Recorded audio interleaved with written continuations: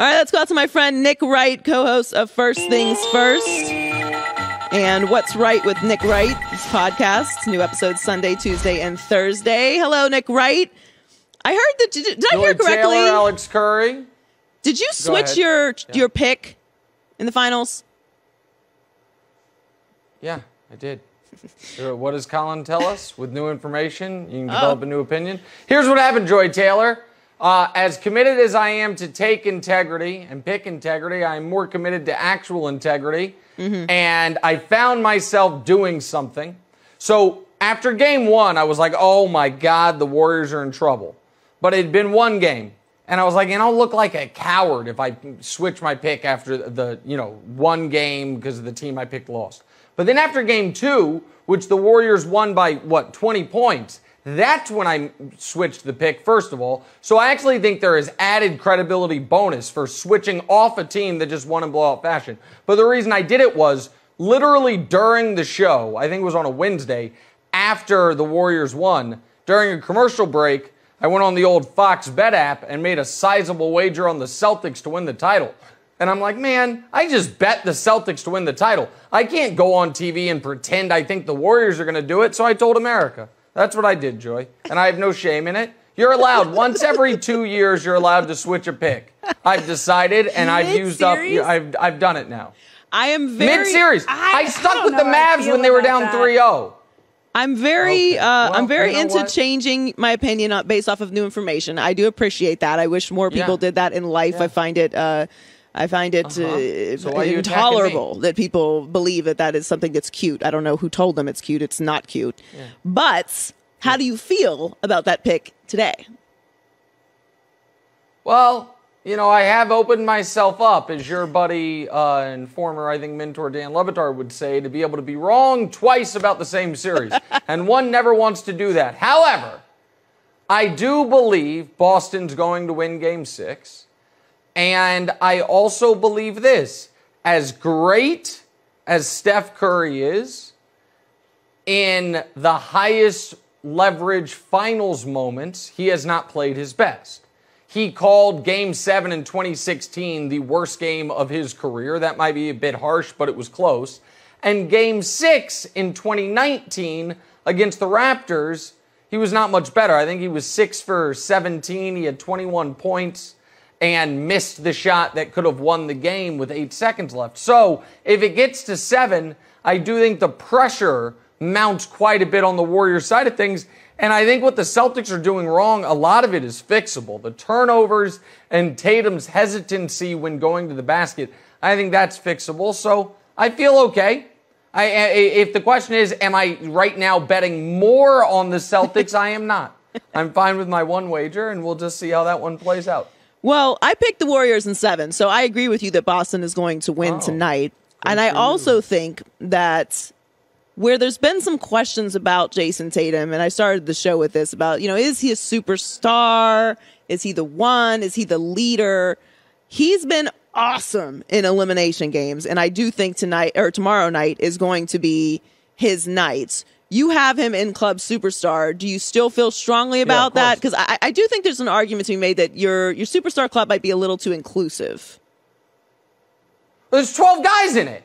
What do you mean? It's 12 guys. That's how many active players you have on an NBA roster. That's why we're doing 12 guys in Club Superstar. Okay, all right. There's a theme here, and if we're kicking anybody out... Who are you kicking out? If we're kicking anybody out, we're kicking out Chris Paul. If we're going to kick out guys, we're going to kick out Chris Paul. But LeBron, who has emeritus status at Club Superstar, needs another old guy to hang out with. So he wants Chris Paul in. Now, some people are arguing Jimmy Butler should get in. Okay, I understand that argument. But it is hard for me to square the circle of Tatum is in, having beaten Jimmy Butler, but now we are kicking him out for struggling in a series that Jimmy Butler didn't get to because Tatum's team beat him. Mm-hmm. Tatum played better than Durant in round 1, didn't play better than Giannis in round 2, but the Game 6, the game you're talking about facing elimination, Tatum had the game of his life. And while I thought Jimmy was the best player in the conference finals, Tatum was excellent and his team ended up winning. We're not putting Devin Booker in right now. Trae Young, no chance. The No, Jayson Tatum, he's 24 years old. He's first-team All-NBA, and he's the best player on a finalist. This is like a first cousin of the stuff people would do to LeBron, which is LeBron drags a team to the finals, they then lose the finals, and he's like, oh, that's another finals loss. Now, Tatum didn't drag this Celtics team. This is a good Celtics team. But if Jimmy Butler had made that three and the Heat were in this round of the playoffs, would anyone be arguing Jayson Tatum is not a superstar? Of course not. So a lot of guys struggle in their first finals. LeBron struggled in his first finals. Kobe struggled in his first finals. Durant didn't, and to his credit, Durant didn't struggle in his first finals, but a lot of guys do. I'm not going to kill Tatum for being 24 years old. And by the way, it should be noted, Tatum has rebounded the ball well. He leads the team in rebounds. He's passed the ball excellent, leads the team in assists. He's shot the ball from three brilliantly. He's leading the team in points and everything, essentially. Where he has struggled is on 2-point attempts and on turnovers. So I'm not acting like he's been amazing, but he's also, he hasn't been horrific. If he were putting up the Draymond stat line, then maybe he would be evicted from Club Superstar, but he's not doing that. No, I don't think that he's been terrible or anything. I think the expectations that come with being the best player on a team in the finals are warranted as well, though. Like, you have expectations from the best player on any team in the finals, and I think that's where it's coming from. That said, I think he's going to be amazing tomorrow night, and I think the Celtics go to a Game 7 and then lose to the Warriors. So I wanted to talk to you about this because I feel like Colin and I don't know your opinion about this at all. We're talking to Nick Wright, host of First Things First. Joy Taylor in for Colin Cowherd today. Colin and I feel like are the only two people in the media who, or at least that I've heard, that feel as strongly as we do that people should be allowed to make money. And I don't have a problem with these golfers leaving to play in the LIV Golf Series. I just don't. I can't fake the outrage about it. What is your opinion about what's happening with the PGA Tour and the LIV Golf Series? So I thought John Rahm, I thought his quotes were really interesting where he talked about the history mattering to him, and I thought he maybe had the best quote of anybody on this. But I also think sometimes there is low-hanging fruit and people can't help themselves but to pluck it. And that low-hanging fruit is these guys essentially aiding the Saudi government laundering its reputation. But I believe in following things to their furthest logical conclusions. And if we are going to go down the road of anyone who associates themselves with either a multinational corporation that might have done some evil at the top or a regime that might be doing some evil, a lot of us are going to be looking for work in short order. It's very hard. Bomani made this point, and he is correct. It is very hard to be a totally morally pure capitalist. And there is some moral relativism going on, and I understand some of the things that the Saudi regime is alleged to have done is just objectively abhorrent, up to and including allegedly, dismembering and murdering a journalist. Like, that is a clear line that you're going to say, yeah, that shouldn't be crossed, obviously. But I was saying this on the podcast actually to my son, to Damaze, because there was a period of time where I thought he might be able to play professional basketball overseas. If the only league where he could play, or he got an offer to play in China, would I say, well, you shouldn't do that because of the oppressive regime, the way they treat the minority Muslim population there? No, I wouldn't have. How about everyone rightfully is arguing right now free Brittany Griner as they should be, but prior to the war, Putin and Russia had done some pretty awful things, and yet nobody was saying she shouldn't be playing basketball over there, which is helping them launder their reputation, and she was not, there are many women over there playing basketball.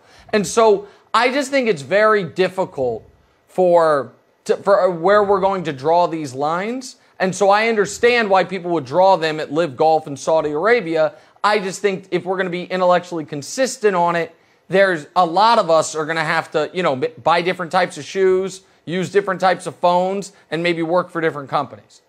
Yeah, no, I agree. That's sort of where I stand on it is that I'm very much a keep that same energy person. So where do you draw the line on this moral grandstanding for where your money is coming from? Do you actually do the research to find out where your money is coming from, or the items that you buy, or the places that you the places that you shop, the music you listen to? Like, where does it end? And I understand it's very easy to say, well, I just wouldn't take that money. But no one's ever offered you $125 million. And no one will ever offer you $125 million. So it's very easy to say that you wouldn't do that. But quite frankly, I don't believe you. I don't believe you. All right, I said it. I don't believe you. Well, hold on. Well, just, Joy, wait, let me just push back a tiny bit.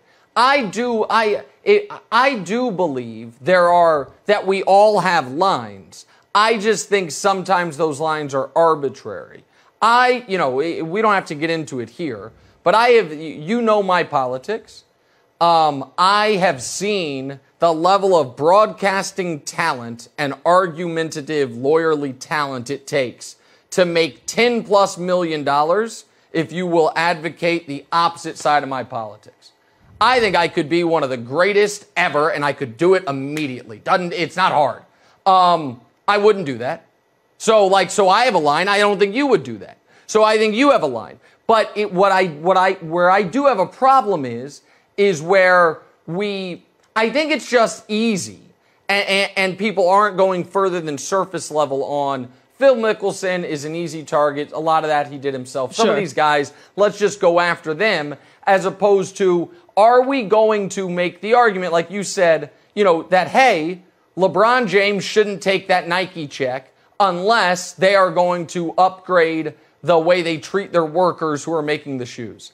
I mean, some people do argue that, and you could argue that. I'm not arguing that, so it's all kind of fruit of the same poisonous tree. We just all have to determine personally where our own line is that we won't cross. Hi, everybody. Thanks for watching. Subscribe here to get the latest from the show. Also, be sure to check out more of the best clips from The Herd, or go watch a few segments from other shows on FS1.